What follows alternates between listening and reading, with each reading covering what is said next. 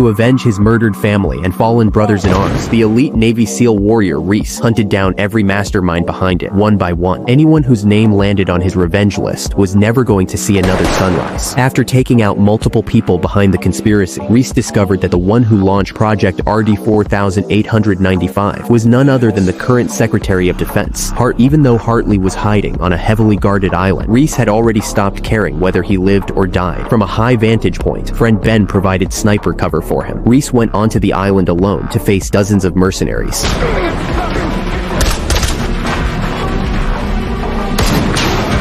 Just as he moved in, a gunman on the balcony pinned him down, so he immediately told Ben to take the shot. You are clear. Then Reece opened fire non-stop. Enemies hiding behind trees were killed before they could even react. After reloading, he pushed into the courtyard, dropping guards one after another. Soon, he breached the house itself. He moved along the walls with precision, slicing corners as his rifle tracked every blind spot in sync with his line of sight. When he reached an open area ahead, Reece carefully tossed a smoke grenade. Then he switched to a thermal scope. One shot to the knee, one to the wrist, one to the head. A textbook mid-range elimination sequence. He followed it up with a flashbang. Finally, Reece threw in a stun grenade. One guard rushed out and grappled with him. Reece was shot in the abdomen, but he fought with everything he had to control the enemy's weapon. Then he pulled an axe from his belt.